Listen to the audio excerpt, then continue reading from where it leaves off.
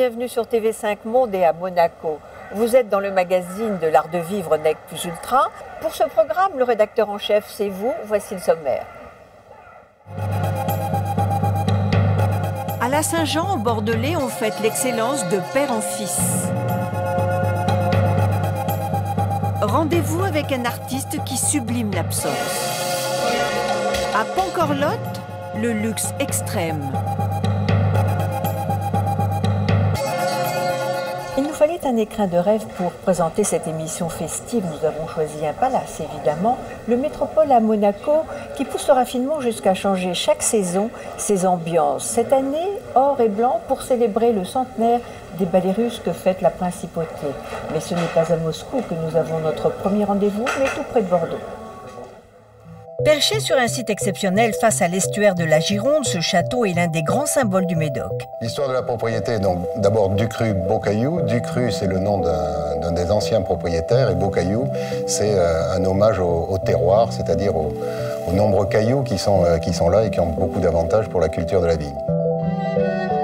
Mon grand-père s'y est d'abord installé, puis mon père a pris sa suite, mon frère ensuite, et puis je suis arrivé ici à la tête de Ducru Beaucaillou en 2003.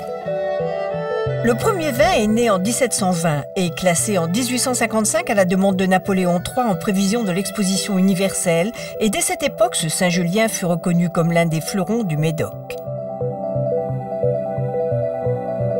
Posé au milieu d'un parc centenaire, ce château de style victorien est la propriété de la famille Bory depuis 60 ans, qui y habite au quotidien et continue avec une équipe passionnée de marquer de son empreinte et de faire valoir cet héritage somptueux.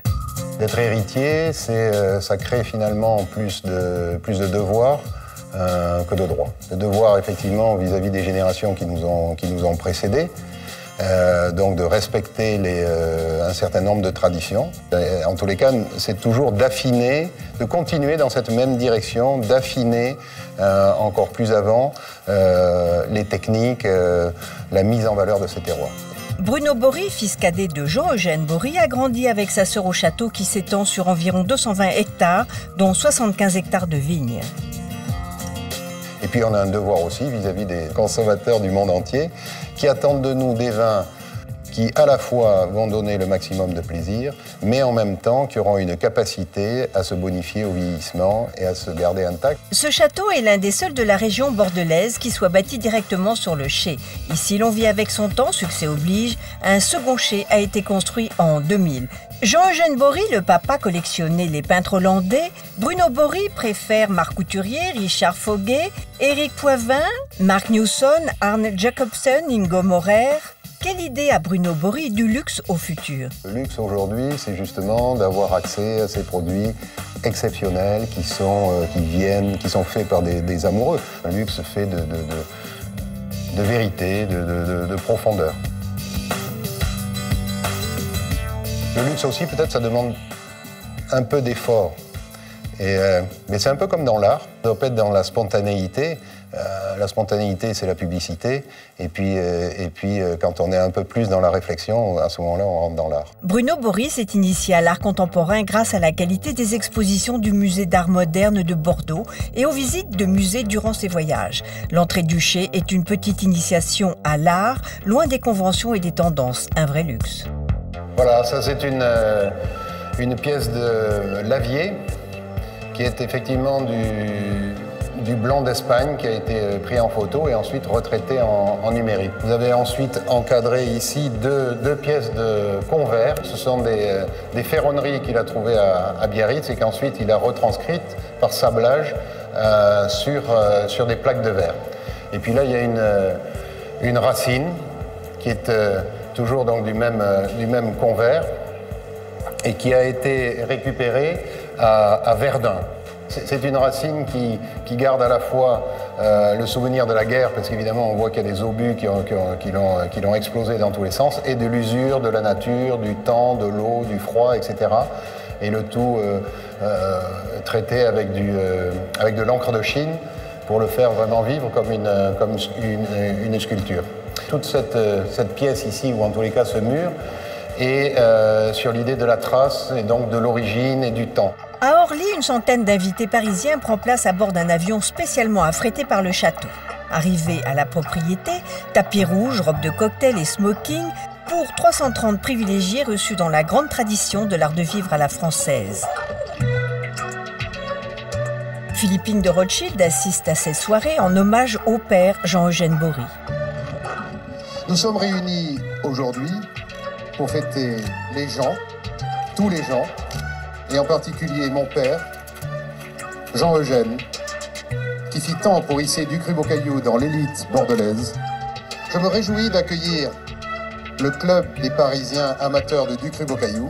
Vous êtes venus fêter le bonheur de partager une bouteille de vin entre amis. Quand il est grand, nous ferons notre possible pour qu'il en soit ainsi. À l'honneur, la 4e génération des Bory, qui est élevée dans la passion de la vigne, du service, de la soumission au terroir et de l'innovation. C'est l'héritage de la famille. Merci beaucoup.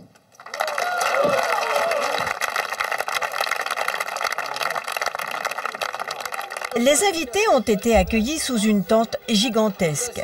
8 vins des meilleures années du château ont été commentés par des experts et servis par 20 sommeliers.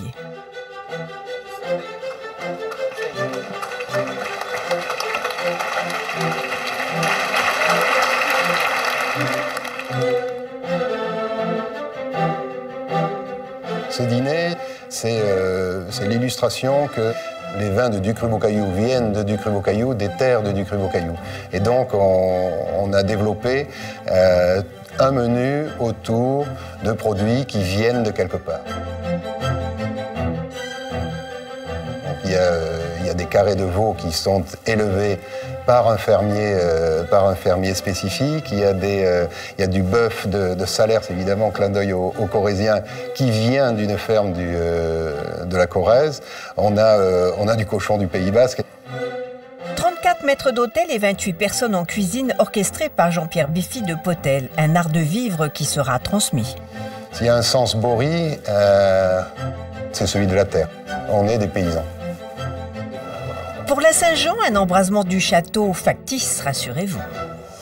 Les costumes que vous voyez derrière moi sont exceptionnels. C'est la première fois qu'un lieu privé expose de telles merveilles. Par exemple, celui-ci a été porté par Margot Fontaine. Rien à voir avec le travail sur le vêtement que peut faire l'artiste Gaucho, que nous retrouvons tout de suite à la Galerie à l'Art. Rendez-vous au-delà des frontières de l'art, de la mode et du design. Depuis les années 90, Gaucho crée des sculptures et des installations hybrides. Au travers d'objets ou de vêtements symboles de luxe, à partir de ces marchandises, comme il les appelle, Gaucho évoque le corps humain. Corps habillé, suggéré, sublimé, présent ou absent. Il y a quelque chose qui échappe. Il y a quelque chose qui n'a pas pu être saisi. Il y a quelque chose qui est en train de passer, ou qui est passé, ou qui va passer, peu importe. Mais qui est un moment, et un peu comme si on ne savait pas ce qu'il y avait eu avant, et on ne saura jamais ce qu'il y a après. C'est un moment que j'aime énormément, parce que c'est le seul sur lequel je peux probablement travailler. Je ne possède absolument pas les codes de ce qu'il y a avant et de ce qu'il y a après. Et c'est pour ça que les lectures chronologiques me sont complètement impossibles, parce qu'on déboule dans la vie de quelqu'un à un moment et on s'en éloigne à un autre moment, et ça ne correspond pas à sa naissance, ça ne correspond pas à sa mort, et on ne sait pas pourquoi on se fracasse contre quelqu'un comme ça, un peu comme nous-mêmes nous nous fracassons contre la réalité. Gaucho occupe une place à part dans le monde de l'art. Il est inclassable et insaisissable. Ses corps occupent nos esprits, ses créatures semblent bien présentes et pourtant. Le corps de la pièce, qui est toujours ce qui reste dans mon travail, c'est le corps des pièces et non pas le corps de l'être humain. Le corps de la pièce présente trois éléments, trois marchandises. Il y a effectivement une méridienne, il y a effectivement une robe et il y a effectivement un écrin qui dans la situation a une certaine ambiguïté, un écrin de stylo.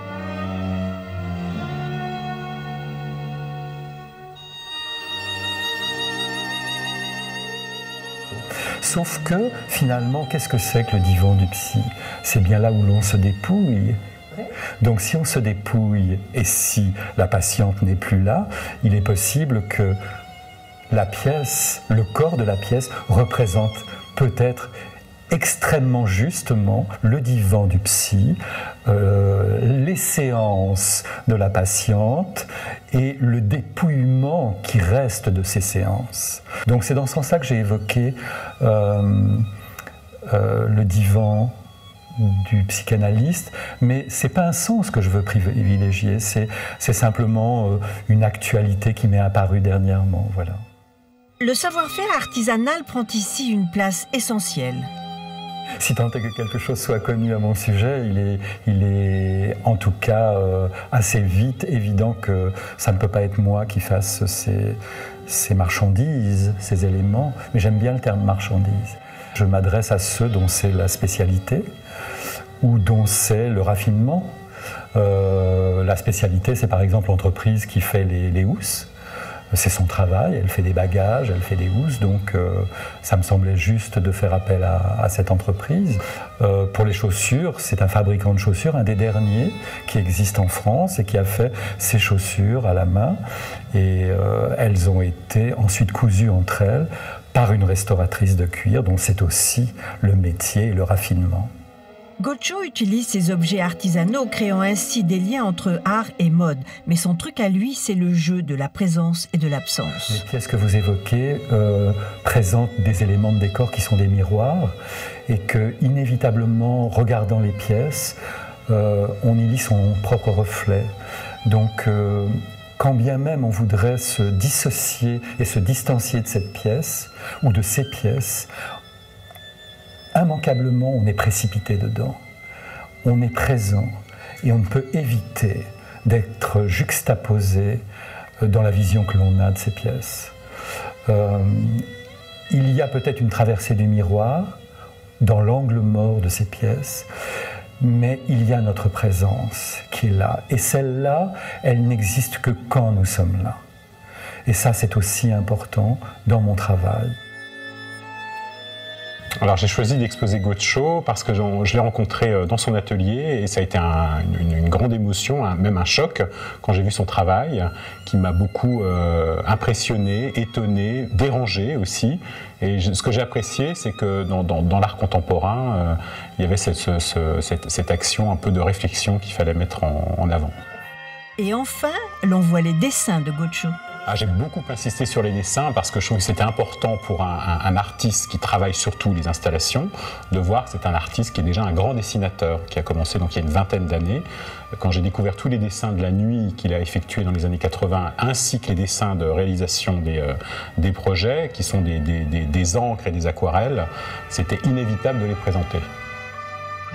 Gotcho unit dans un même élan art et artisanat, concept, sentiment et surtout émotion. Je ne souhaite pas que l'on soit ébloui par la perfection de la réalisation. Ça fait partie inévitablement du travail. Ce qui doit apparaître, c'est l'émotion et les sensations qui se dégagent de la situation que les marchandises entre elles représentent.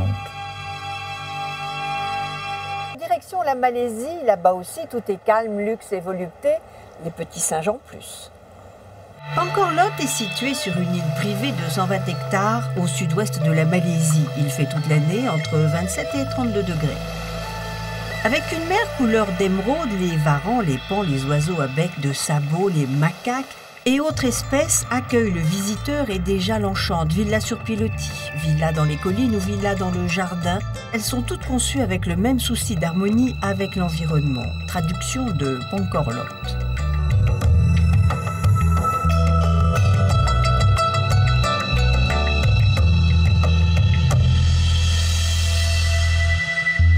Angkor Lot Resort est une île sur la côte malaisienne. C'est une île microscopique. L'île principale s'appelle Pankor Island. Et Angkor Lot est 5 fois plus petite que Angkor Island. Et vous trouvez sur la carte Angkor Lot. Juste derrière, vous pouvez voir Angkor Island et Angkor Lot. Élégante réplique d'un village malais, l'hôtel est l'unique propriétaire de l'île. L'histoire commence en 1983 avec le sultan de Perak et le docteur Yeo. Il voulait créer un petit paradis. Il voulait faire quelque chose de différent. Il y a 15 ans, il n'y avait pas de village sur l'eau. Nous avons été les premiers à créer un village sur pilotis. Et puis ensuite, il y en a eu d'autres. Il y a eu Lampa, Langkawi et bien d'autres endroits dans le monde. Si je ne me trompe pas, nous avons été les premiers à créer ce genre de village sur l'eau. C'est très spectaculaire et c'est très relaxant d'entendre juste le bruit des vagues. Si l'hôtel ressemble à un village malais, c'est sûrement l'un des lieux les plus luxueux d'Asie. Ici, tout semble être conçu pour le seul plaisir d'essence. Tout doit être particulier, la nourriture, la restauration, le logement, les chambres, le service et le spa. Le plus important dans le resort, c'est un produit où tout est important. Entre deux soins sur la plage émeraude, on prend le soleil où l'on se baigne dans une absolue tranquillité. Traduction du mot luxe. Pour moi, le luxe, c'est ce qui est beau et confortable. C'est aussi un art de vivre extravagant. Vivre comme on le rêve. Nous essayons ici de créer ce qui normalement est difficile à avoir, ou parfois ce qui est très cher à obtenir. Le soleil se lève vers 7 heures et embrase la mer calme de ses rayons pâles. C'est l'heure où les macaques sortent de leur forêt et viennent jouer près des hommes. C'est l'heure du petit déjeuner en plein air, fruits frais et nature sublime. Avant la visite au spa, les femmes d'abord. Le spa village s'étend sur 4 hectares avec des espaces intérieurs et de plein air entre la mer et la forêt, tout un florilège de soins. Ici, nous avons la chance d'avoir des Malais, des Indiens et des Chinois. Nous avons des rituels particuliers. Certains sont pour la forme et d'autres pratiques que nous ne pouvons pas faire seuls à la maison. Yoga pour libérer son esprit des tensions et se rééquilibrer. Côté féminin, le soin commence par un bain malais. L'eau détend. La Malaisie est bien connue pour sa culture, ses traitements aux herbes, ses différents massages et autres expériences comme les ventouses ou le Tuena massage. Mais vous pouvez faire tout le tour de la Malaisie, vous ne trouverez pas tous les traitements que l'on pratique ici. Et tous les traitements commencent par un grand bain. Ensuite, un bain de pied et une sorte de réflexologie plantaire pour améliorer la circulation. C'est la première étape du rituel.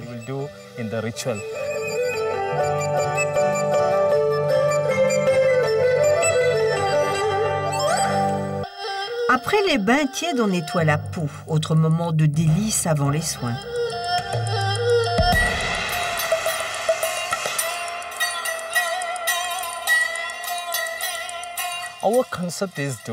Notre concept est d'améliorer la santé et le sentiment de bien-être en prévenant les maladies par des traitements à base d'huile essentielle faite à partir de produits locaux. Le soin Lulur javanais nourrit la peau. Le Campur allie technique thaï et malaise pour la détente. Le Lapi Lapi est un mélange d'herbes pour limiter la rétention d'eau et soulager les tensions. Après le premier passage au spa, déjeuner léger au restaurant japonais face à la nature.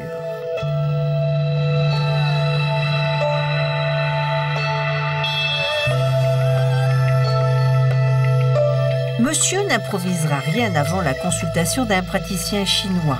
Et d'après son pouls, on lui prescrira le soin adapté à son stress.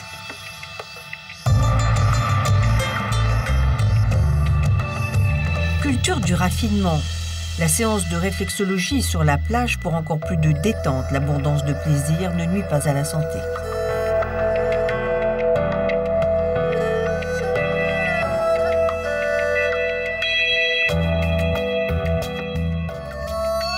Masque au lait de coco pour réparer les chevelures desséchées par le sel ou les pollutions urbaines.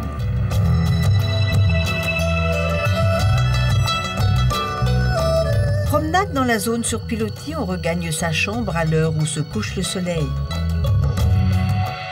Une jolie robe, chemise et pantalons de rigueur pour aller dîner dans l'un des 7 restaurants qu'offre le resort. Tous ont vue sur la mer, il faut bien se remettre des émotions de la journée. Puisqu'abondance ne nuit point, voici nos coups de cœur, soyons généreux. Au revoir. Il faut le meilleur de ce que la terre produit pour bien commencer l'année. La truffe cette saison remplit ses promesses. Et la belle surprise, certains produits sont très abordables.